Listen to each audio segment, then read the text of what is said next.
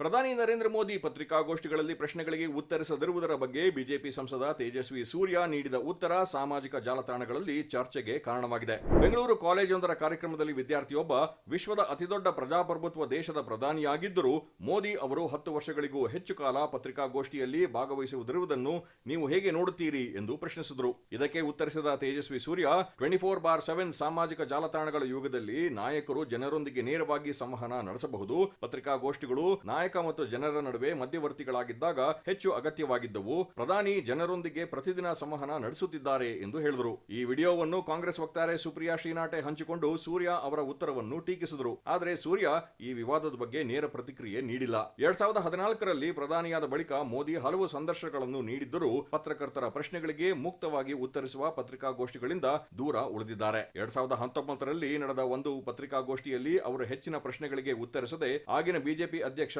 ಅಮಿತ್ ಶಾ ಅವರಿಗೆ ಅವಕಾಶ ನೀಡಿದ್ದರು. ಇತ್ತೀಚೆಗೆ ನಾರ್ವೆಯ ಓಸ್ಲೋದಲ್ಲಿ ನಡೆದ ಕಾರ್ಯಕ್ರಮದಲ್ಲಿಯೂ ಪತ್ರಕರ್ತೆಯೊಬ್ಬರು ಪ್ರಶ್ನೆ ಕೇಳಿದಾಗ ಮೋದಿ ಯಾವುದೇ ಉತ್ತರ ನೀಡದೆ ಹೊರ ನಡೆದಿದ್ದರು. ಬಳಿಕ ಭಾರತೀಯ ಅಧಿಕಾರಿಗಳು ಅದು ಮುಕ್ತ ಪತ್ರಿಕಾಗೋಷ್ಠಿ ಅಲ್ಲ, ಪೂರ್ವ ನಿಗದಿತ ಮಾಧ್ಯಮ ಕಾರ್ಯಕ್ರಮವಾಗಿತ್ತು ಎಂದು ಸ್ಪಷ್ಟಪಡಿಸಿದರು. ಪ್ರಧಾನಿ ಮೋದಿ ಅವರ ಪತ್ರಿಕಾಗೋಷ್ಠಿಗಳ ಕೊರತೆಯ ವಿಷಯವು ಹಲವು ವರ್ಷಗಳಿಂದ ರಾಜಕೀಯ ಚರ್ಚೆಯ ವಿಷಯವಾಗಿಯೇ ಮುಂದುವರೆದಿದೆ.